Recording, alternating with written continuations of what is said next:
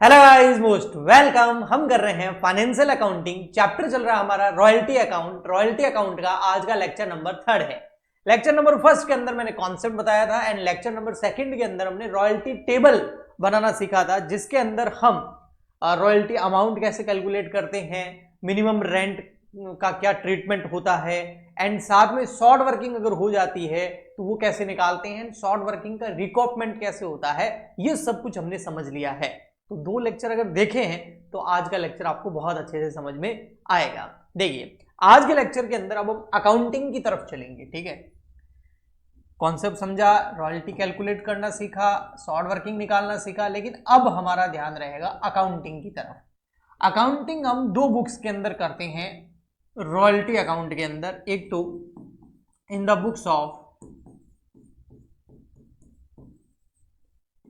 लेसी और एक करते हैं हम in the books of lessor. अब आपको पता होगा कि लेसी कौन होता है और लेसर कौन होता है। लेसर का मतलब हो गया एसेट का ओनर और लेसी का मतलब हो गया जो एसेट को यूज करता है और उसके बदले में रॉयल्टी पे करता है। तो लेसी जो है ना वो हमेशा रॉयल्टी पे करता है, किसको? लेसर को।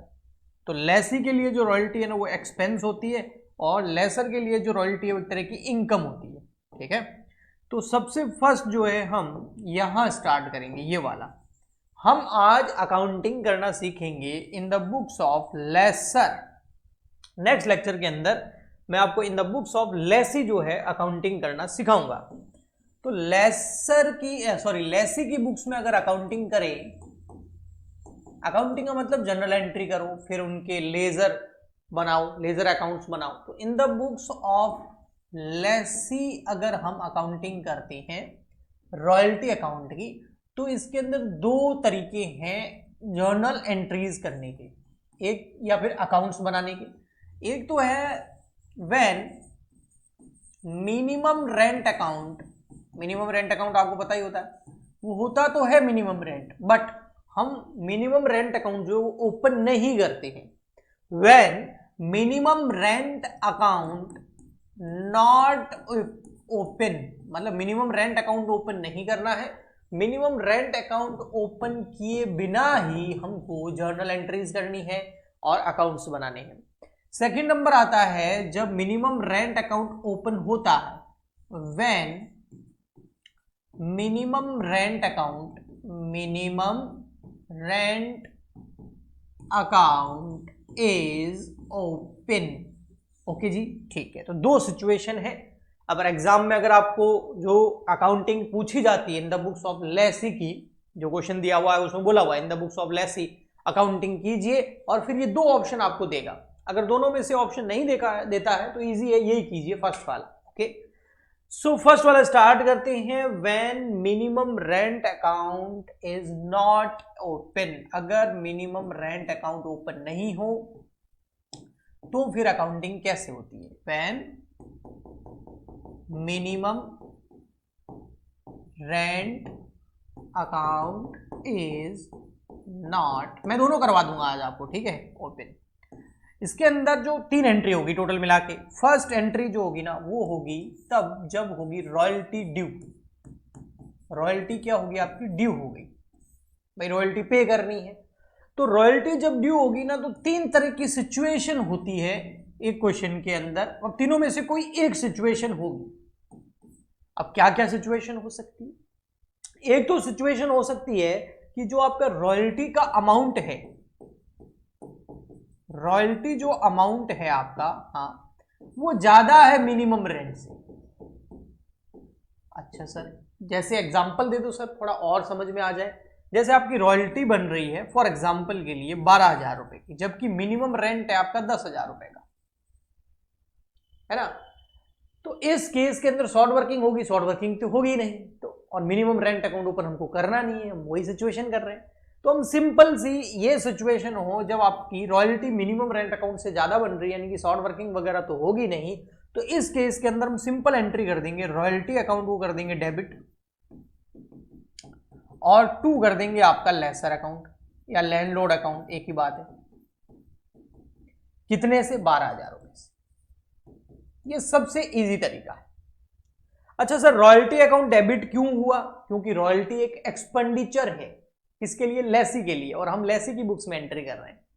तो एक्सपेंडिचर है, तो as per nominal rule all expenses and losses are debit, इसलिए मैंने रॉयल्टी अकाउंट को कर दिया डेबिट।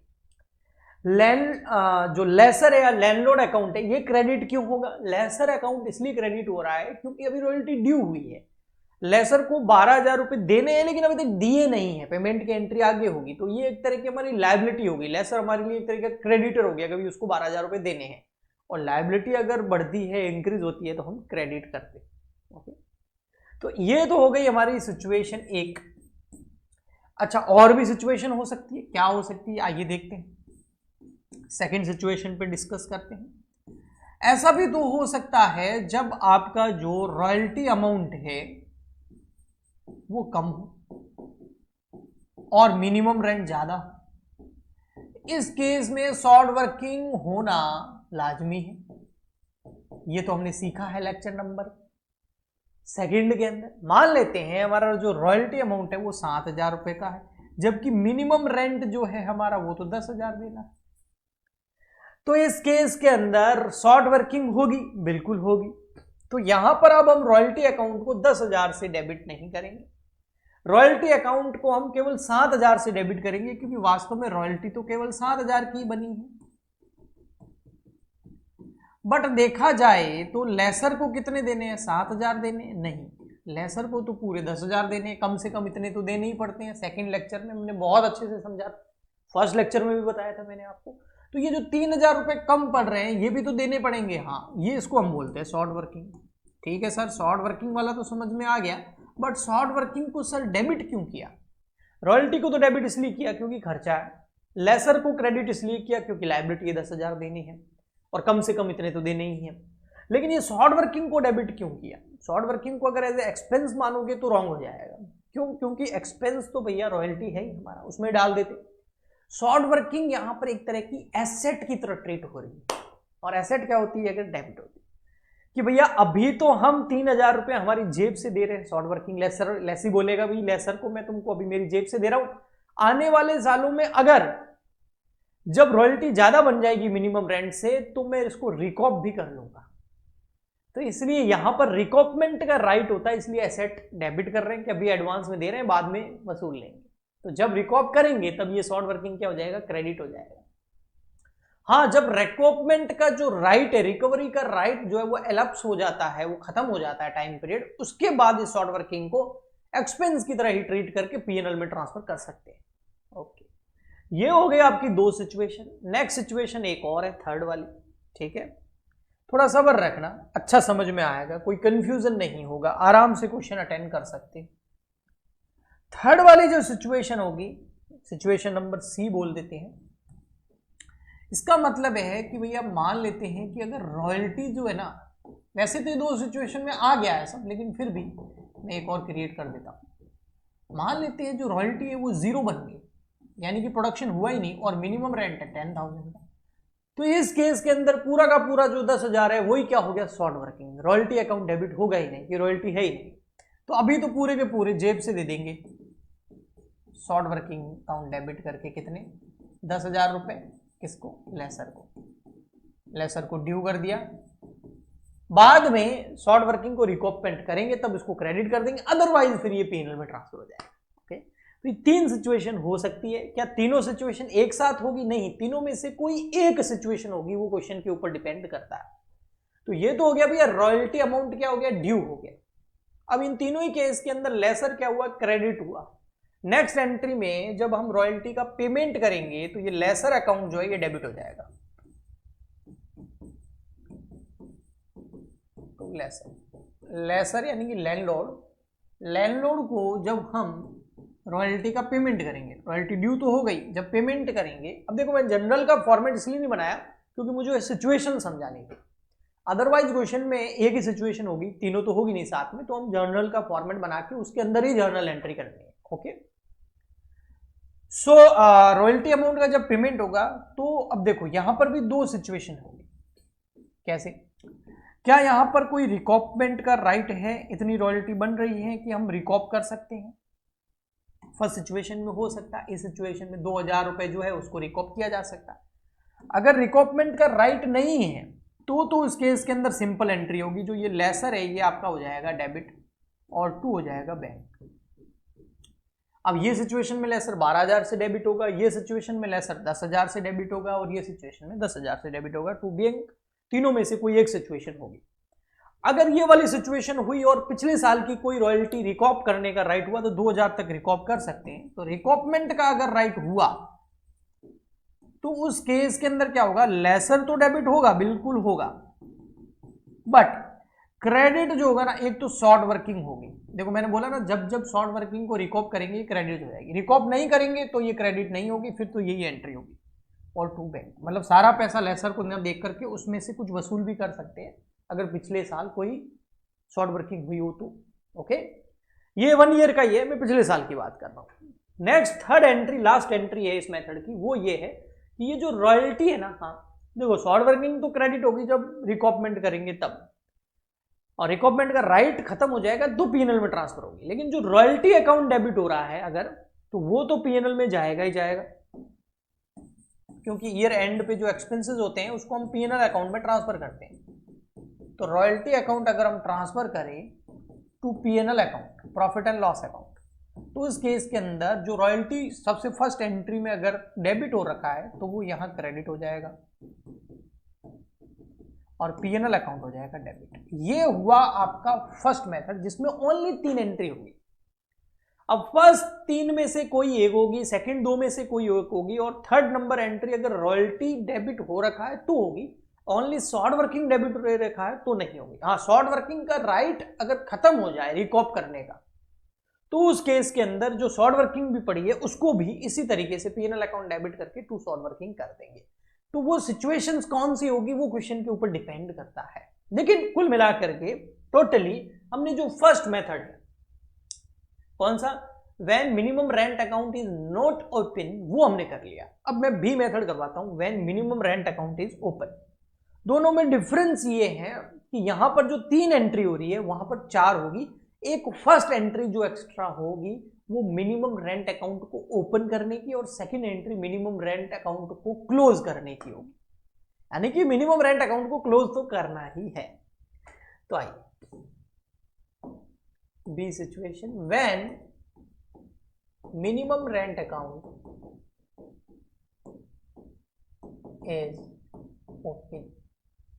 तो सबसे फर्स्ट तो वही फर्स्ट एंट्री होगी आपका मिनिमम रेंट अकाउंट ओपन।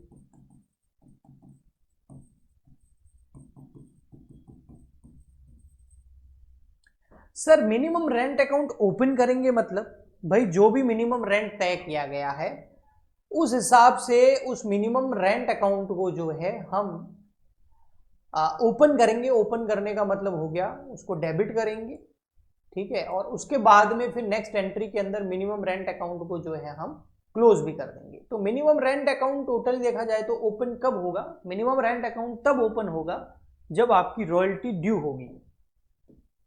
तो मिनिमम रेंट अकाउंट ओपन ना लिख करके हम लिखेंगे, ओपन नहीं भी हो सकता है, किस सिचुएशन में नहीं होगा तो बताऊंगा। रॉयल्टी जो है वो आपकी क्या होगी, ड्यू। अब यहां पर भी 3 सिचुएशन है, यहां पर भी 3 सिचुएशन है। देखो फर्स्ट सिचुएशन है जब आपकी जो रॉयल्टी है अमाउंट वो आपका मिनिमम रेंट अकाउंट से ज्यादा है। फॉर एग्जांपल के लिए हमारा रॉयल्टी अमाउंट है 12,000 रुपए और आपका मिनिमम रेंट है 10,000 रुपए। तो यहां पर आप देखेंगे ना कि रॉयल्टी अमाउंट जो ज्यादा है, तो इस केस में हम मिनिमम रेंट अकाउंट ओपन क्यों कर रहे हैं, करेंगे नहीं। मिनिमम रेंट का कोई मतलब ही नहीं है। मिनिमम रेंट का तो मतलब तब होता है जब आपकी रॉयल्टी कम हो, जहां शॉर्ट वर्किंग हो। यहां तो हमारे पास 12,000 रुपए बन रहे हैं, रॉयल्टी की सीधा पे कर देंगे, तो मिनिमम रेंट अकाउंट जो है ओपन नहीं होगा और इस केस में हम कोई एंट्री नहीं करेंगे, सीधा सेकंड में हम रॉयल्टी ड्यू करके पेमेंट कर देंगे। सेकंड नंबर एंट्री जो होगी वो जब आपका रॉयल्टी अमाउंट कम हो मिनिमम रेंट से, यानी कि फिर हम ले लेते हैं मिनिमम रेंट है 10,000 का और मान लेते हैं रॉयल्टी अमाउंट 9,000 या 7,000 मान लेते हैं, पिछले में भी यही माना था। लेकिन इस केस के अंदर पता है क्या होगा, रॉयल्टी अकाउंट डेबिट करते थे ना फर्स्ट मेथड में, यहां पर हम मिनिमम रेंट अकाउंट डेबिट करेंगे।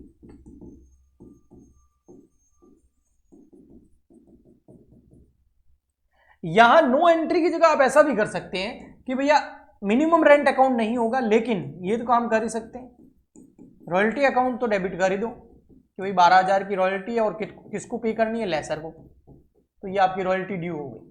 लेकिन मिनिमम रेंट अकाउंट ओपन नहीं होगा, तो मिनिमम रेंट अकाउंट की एंट्री नहीं होगी यहां। अगर आपकी जो रॉयल्टी है वो मिनिमम रेंट से ज्यादा बन जाए तो फिर इसका कोई मतलब नहीं, फिर सिंपल क्वेश्चन हो गया। बट अगर आपकी जो रॉयल्टी अमाउंट है वो मिनिमम रेंट से कम है, तो उस केस में आपको मिनिमम रेंट अकाउंट ओपन करना पड़ेगा, और उसको एक बार के लिए हम ट्रांसफर कर देंगे कौन से अकाउंट में, आपके लेसर अकाउंट के अंदर, यानी कि आपका लैंडलॉर्ड अकाउंट बोलो या लेसर अकाउंट बोलो, बात एक ही है। तो हम लिख देंगे टू लेसर अकाउंट 10,000। ठीक है, देखो पूरा 10,000 डाल दिया मैंने, शॉर्ट वर्किंग का इफेक्ट नहीं दिया है इधर, शॉर्ट वर्किंग का इफेक्ट हम नेक्स्ट एंट्री में देंगे, जबकि फर्स्ट वाले मेथड के अंदर फर्स्ट एंट्री में ही दे देते थे। इस एंट्री को मैं करता royalty account debit, short working account debit, to lessor, जबकि यहां कुछ नहीं किया, only minimum rent account open कर लिया। अगर आपकी रॉयल्टी जो है वो 0 हो और आपका जो मिनिमम रेंट है वो वही मिनिमम रेंट, तो आपका 10,000 रख रखा है मैंने यहाँ पर एग्जांपल के लिए, क्वेश्चन में कुछ भी हो सकता है, तो इस केस के अंदर भी सेम ही एंट्री होगी, मिनिमम रेंट अकाउंट ओपन हो जाएगा। अभी देखना, आप नेक्स्ट एंट्री कराऊंगा ना तो आपका दिमाग खुलेगा, आप बोलोगे अच्छा ये खेल हो रहा है या ये खेला हो रहा है, तो खेला आपको समझ में आएगा नेक्स्ट एंट्री में। जब ये जो मिनिमम रेंट अकाउंट ओपन हुआ है इसको मैं ट्रांसफर कर दूंगा, जो मिनिमम रेंट अकाउंट ओपन हुआ है ना इसको हम ट्रांसफर कर देंगे, या मिनिमम रेंट अकाउंट जो है उसको हम क्लोज करेंगे, या फिर बोल सकते हैं transfer to short working account, ऐसा भी लिख सकते हैं। तो चलिए हम क्लोज वाला ही करके समझते हैं। अब यहां पर देखो तीनों सिचुएशन में एक साथ लेता हूं, समझना। यहां पर तो भैया ए सिचुएशन जो है ना उसकी तो कोई एंट्री नहीं होगी, क्योंकि मिनिमम रेंट अकाउंट ओपन ही नहीं है, तो क्लोज कहां से करूंगा। बी सिचुएशन में देखो आपका बिल्कुल मिनिमम रेंट अकाउंट क्या ओपन है, तो उसको क्लोज करेंगे। क्लोज करने के लिए यहां मिनिमम रेंट को कर दो क्रेडिट, ऊपर डेबिट है तो क्लोज कैसे करेंगे, क्रेडिट करके। तो सर डेबिट क्या होगा, डेबिट होगा भाई ये देखो यहां कि रॉयल्टी कितनी है 7,000 की, तो रॉयल्टी अकाउंट डेबिट 7,000, तो बाकी का 3,000 क्या है, शॉर्ट वर्किंग। अभी आपको दिमाग को बिल्कुल शांत करने वाली एक घटना में बताने वाला हूं, हो गई एंट्री। एक बार ये कर ले सी नंबर, फिर बताता हूं मैं आपको। देखो यहां पर देखो मिनिमम रेंट डेबिट कितने से है, 10 से, तो क्रेडिट कितने से, 10 से, तो मिनिमम रेंट अकाउंट क्या हो गया, क्लोज। सर डेबिट क्या होगा, रॉयल्टी, वो तो 0 है, तो रॉयल्टी तो डेबिट होगी नहीं, पूरी की पूरी 10,000 क्या है, शॉर्ट वर्किंग, तो शॉर्ट वर्किंग अकाउंट डेबिट।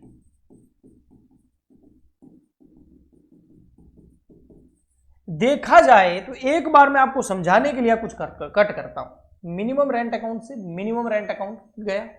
अब देखो एंट्री क्या बन गई, royalty account debit, short working account debit, to lessor, वो ही हमने इधर किया था फर्स्ट मेथड के अंदर। ये देखो royalty account debit, short working account debit, to lessor, यानी यहां पर मिनिमम रेंट अकाउंट ओपन ही नहीं किया, क्योंकि फर्स्ट एंट्री में ओपन होगा, सेकंड में क्लोज होगा, इससे अच्छा है डायरेक्ट ही कर लो। लेकिन अगर आपको क्वेश्चन बोल दे, क्या बोल दे कि नहीं भैया आपको तो मिनिमम रेंट अकाउंट एक बार ओपन करके बताना है, तो उस केस के अंदर एक बार मिनिमम रेंट अकाउंट ओपन कर देंगे। अगर आपकी रॉयल्टी जो है वो कम बन रही है मिनिमम रेंट से, तो ओपन हो जाएगा।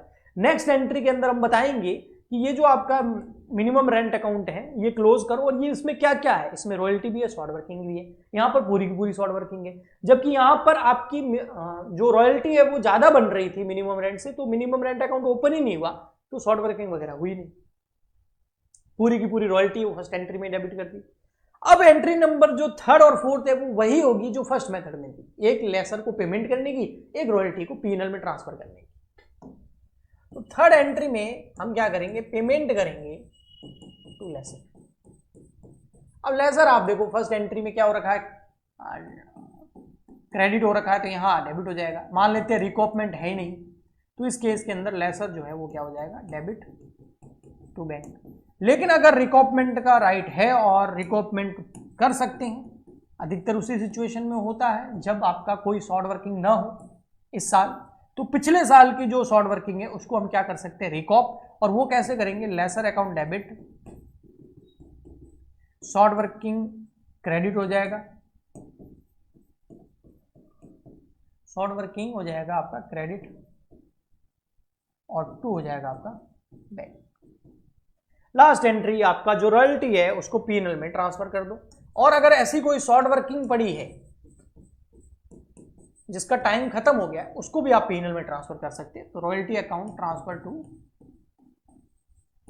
पीएनएल। एक चीज और इंपॉर्टेंट है मैं बताने वाला हूं, तो ध्यान से सुनना। पहले ये एंट्री कर दूं तो यहां पर पीएनएल अकाउंट डेबिट हो जाएगा, रॉयल्टी जो ऊपर डेबिट कर रखी है वो यहां आके क्रेडिट हो जाएगी। रॉयल्टी की जगह शॉर्ट वर्किंग भी आ सकता है अगर शॉर्ट वर्किंग को रिकॉप करने का राइट खत्म हो जाए तो। सर इंपॉर्टेंट बात क्या थी, इंपॉर्टेंट बात ये थी कि देखो मैंने एंट्री तो यहां पर करवा दी, ये चार्ट पूरा बनवा के, है ना, एक ये हो गया, एक ये हो गया, लेकिन सर हमको लिखना भी तो है। तो सर क्या हम स्क्रीनशॉट ले लें? नहीं, आपको स्क्रीनशॉट लेने की जरूरत ही नहीं। तो क्या करें, जो भी मैं यहाँ पर बोर्ड पे लिखवाता हूँ ना वो मैं फ्री में हमारे टेलीग्राम चैनल पे डाल देता हूँ। टेलीग्राम चैनल का नाम है CWG for BCom, जो हमारे यूट्यूब चैनल का नाम है। तो टेलीग्राम चैनल पर सारे नोट्स तो मैं फ्री में नहीं दे सकता, मेरी भी मजबूरी है, लेकिन जो जो यहाँ पर मैं यूट्यूब पे बोर्ड पे लिखवा देता हूँ, कुछ इंपॉर्टेंट होते हैं कि ये बच्चों को दे देनी चाहिए, वो मैं टेलीग्राम पर अपलोड करता हूँ बिल्कुल फ्री। तो आप हमारा टेलीग्राम चैनल ज्वाइन करके ये वाला मैं अपलोड कर दूंगा, लेक्चर नंबर 3 का पार्ट, फर्स्ट और सेकंड भी मैंने अपलोड कर रखे हैं रॉयल्टी के। तो ये थर्ड पार्ट भी का भी नोट्स में अपलोड कर दूंगा, आप जाके डाउनलोड कर लेना। और अगर आपको पेड क्लासेस लेनी है, सारे क्वेश्चन डिटेल में सॉल्व करने हैं, सारे नोट्स चाहिए, फुल लेक्चर्स चाहिए, तो आप हमारा ऐप डाउनलोड कर लीजिए और वहां पर हमारा कोर्स बाय कर लीजिए। ऐप का लिंक भी इस वीडियो के नीचे डिस्क्रिप्शन बॉक्स में आपको मिल जाएगा। तो पेड लेना है तो ऐप डाउनलोड कीजिए, फ्री में है तो यूट्यूब प्लस टेलीग्राम ज्वाइन कर लीजिए। हम मिलते हैं नेक्स्ट लेक्चर में। आज के लिए इतना ही, तब तक के लिए goodbye and thank you.